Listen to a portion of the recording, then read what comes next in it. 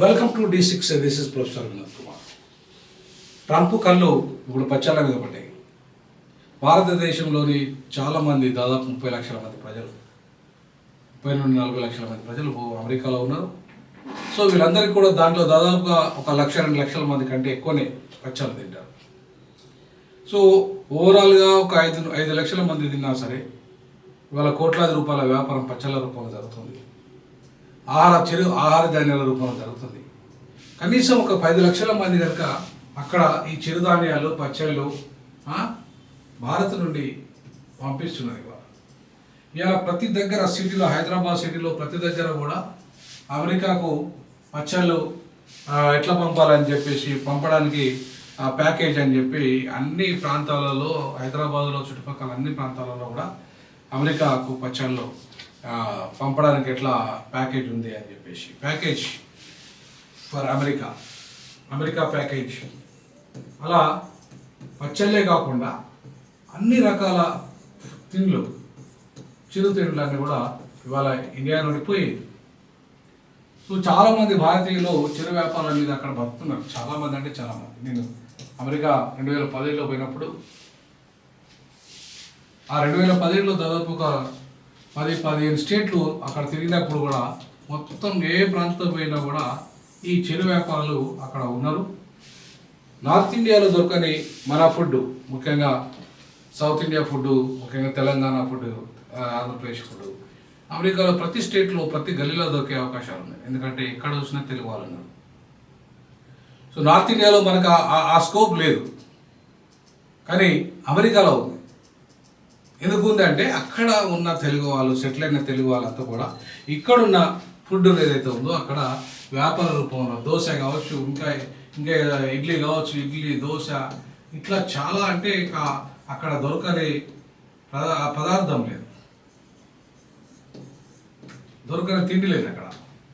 So ఈ రకంగా అమెరికాలో మంచి, అంటే నేను అక్కడ పోయిన తర్వాత అయ్యో నాకు అమెరికాలో అంతా బ్రెడ్ అవి తింటారు కదా వాళ్ళు, మాకు దొరకదేమో, అన్నం దొరకదేమో, ఇక దాదాపు నెల రోజులు అక్కడ ఉన్నాం కదా, ఆ నెల రోజులలో చాలా ఇబ్బంది పడుతున్నాయేమో అనుకున్నా. కానీ నెల రోజులలో ఏ ఒక్క రోజు కూడా ఆ అన్నం దొరకని రోజు లేదు. సో అక్కడ అంటే ఆ రకంగా ప్రతి ఇండియన్ హోటల్స్లలో ప్రతి దగ్గర కూడా మన ఫుడ్ ఉంటుంది అక్కడ. ముఖ్యంగా చాలామంది ఎగబడి అమెరికన్స్ ఇండియన్ హోటల్స్ ఫుడ్ తింటూ ఉంటారు. ఇక్కడ టేస్టీగా ఉంటుంది ఇండియన్ ఫుడ్.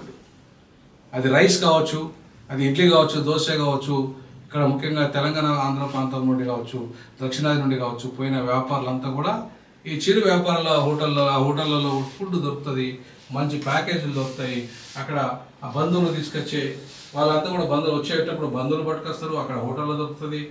అక్కడ అంతా కూడా మనకి ఫుడ్ అందుబాటులో ఉంటుంది, ప్యాకింగ్ రూపంలో కూడా దొరుకుతుంది. కాబట్టి ఇవాళ వాటి మీద అంతకుముందు సుంకాలు లేకుండా, టారిఫ్స్ లేవు. కానీ ఈయన మొత్తంగా ఈ పచ్చళ్ళను కూడా వదిలిపెడతలేడు. అంటే మొత్తానికి ప్రపంచవ్యాప్తంగా ఎవరు తెచ్చినా ఏం తెచ్చినా దాని మీద పన్ను కట్టాల్సిందే అని చెప్పేసి ఇవాళ ఆంక్షలు పెట్టి రూపాయికి రూపాయి పన్నుకు వసూలు చేస్తుండే ఆయన. అంటే ఇవాళ మొత్తానికి అమెరికాను మాత్రం ఇవాళ ఆర్థిక సంక్షేమం నుండి బయటకు రప్పేయడానికి ఆయన ముక్కుబిండి వసూలు చేస్తుండు అనే దానికి, మనం పచ్చళ్ళను కూడా వదిలిపెడతలేడు అనే దానికి, దాని మీద వడ్డీ వేస్తాడు, అంటే సుంకాలు వేస్తాడు అనే దాన్ని, మనం ట్యాక్సెస్ వేస్తాడు అనే విషయాన్ని మనం మర్చిపోవద్దు. సో కాబట్టి ఇవాళ ఏ దేశమైనా నిజంగా వాస్తవమే. ఇప్పుడు ఇవాళ ఇక్కడ ఇండియాలో ఎవరైనా విదేశీయులు సెటిల్ అయినా కూడా వాళ్ళ దేశానికి సంబంధించిన ఫుడ్ తీసుకొచ్చుకొని వాళ్ళ ఇప్పుడు అరేబియన్ ఫుడ్ అమ్ముతూ ఉంటారు ఇక్కడ. సో అరేబియన్ ఫుడ్ కానీ, ఇతర ఆఫ్రికన్ ఫుడ్ కానీ, చాలా దేశాల ఫుడ్ ఇక్కడ చాలామంది సెటిల్ అయిన వాళ్ళు, అరబ్ కంట్రీస్ వాళ్ళంతా కూడా ఉంటారు. కాబట్టి ఆఫ్రికా, అరబ్ చాలామంది ఇవాళ మనం ఈ అటాక్ తర్వాత విదేశీయులు చూస్తే బంగ్లాదేశీయులు కానీ, రోహింగ్యాలు కానీ, బర్మా వాళ్ళు కానీ, ఆఫ్రికన్ కానీ చాలామంది విదేశీయులంతా ఇక్కడ ఉన్నారు. వాళ్ళంతా వాళ్ళ దేశాల ఫుడ్కు మంచి ఇష్టపడి తింటూ ఉంటారు. కాబట్టి ఆ ఫుడ్ మీద కూడా ఇవాళ మనం ట్యాక్సెస్ విధించితే మనకు ప్రతి హోటల్లో కూడా ట్యాక్సులు కట్టే పరిస్థితి మనకు కూడా రావాలి. అమెరికాను చూసి మనం కూడా నేర్చుకోవాలి. ఎందుకంటే ఖచ్చితంగా ఇవాళ పన్ను అనేది ఖచ్చితంగా కట్టాల్సిందే ప్రతి వాడు. ఇవాళ ప్రతి పోతుకు పన్ను కడుతున్నాడు. అంటే ఇవాళ 30 కోట్లాది రూపాయల పన్నులు తాగుబోతులు కడుతున్నప్పుడు తిండిపోతులు కూడా కట్టాలిగా పన్నులు. మరి తిండి తెచ్చుకున్న వాళ్ళు కూడా అక్కడ చిరు వ్యాపారులు కూడా ఇవాళ పన్నులు కడితేనే అమెరికా బతుకుతుంది, ఇండియా కూడా బతుకుతుంది, ఏ దేశమైనా. ఆ రకంగా ఆయా దేశాల ప్రజలు వాళ్ళ ఆహార అలవాట్లు, వాళ్ళ యొక్క ఆహారాన్ని అమ్ముకునే విధానము ఖచ్చితంగా వాటి మీద ట్యాక్సులు వేస్తే తప్ప ఇవాళ ఆ దేశానికి అభివృద్ధి చెందదు. కాబట్టి ఇవాళ పచ్చళ్ళ మీద కూడా ఈయన పన్ను వేయడాన్ని స్వాగతిద్దాం. అది మన ఇండియా కూడా చూసి నేర్చుకోవాలి. ఖచ్చితంగా రూపాయనకు పన్ను కట్టాల్సిందే ఇక్కడ, ఎందుకంటే అక్కడ లక్షల మంది తింటూ ఉంటారు. ఇప్పుడు చాలా వ్యాపారం జరుగుతుంది కాబట్టి ఈ వ్యాపారం జరుగుతున్నప్పుడు పన్ను కట్టాల్సిందే. కాబట్టి పన్ను కట్టడాన్ని మనం వ్యతిరేకించద్దు, స్వాగతిద్దాం. ఈ దేశంలో కూడా ఆ రకమైన నిర్ణయాలు తీసుకుని చాలా తక్కువ, అంటే మరీ ఎక్కువ పన్నులు వేయకుండా వాళ్ళకు వచ్చే ఆదాయంలో కనీసం ₹1 సంపాదిస్తే వాళ్ళకు కనీసం ఒక 10 పైసలు పన్ను కట్టే విధంగా ఉంటే 90% లాభాలు వీళ్ళు అనుభవిస్తూ 10% పన్ను కడితే ఆ దేశానికి అభివృద్ధి చెందుతుంది. ఆ దిశగా ఖచ్చితంగా ఆ టారిఫ్స్ను సంబంధించాల్సిన అవసరం ఉంది.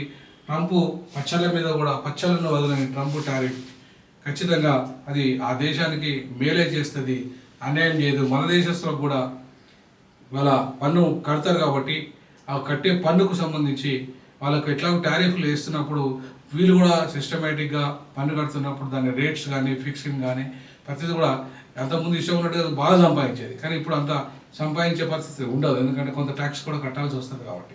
సో కాబట్టి అంటే వీళ్ళు బాగుపడదు, దేశాన్ని బాగు చేసే కార్యక్రమం కాబట్టి పన్ను అనేది ఖచ్చితంగా ఏ దేశంలో ఉన్నా ఎక్కడ ఉన్నా ప్రపంచంలో మనం పన్ను చెల్లించే విధానాన్ని నేర్చుకున్నప్పుడు ఆ దేశం బాగుపడుతుంది. కాబట్టి ఈ దేశంలో ఉన్న వాళ్ళు కూడా పన్ను చెల్లించే విధానాన్ని నేర్చుకోవాలి. అమెరికాలో ట్రంప్ను చూసైన భారత ప్రధానమంత్రి కూడా ఆ రకమైన నిర్ణయాలు తీసుకోవాలని చెప్పేసి D6 భావిస్తుంది, డీజాక్ భావిస్తుంది. జై భీమ్, జై పూలే, జై పీజా.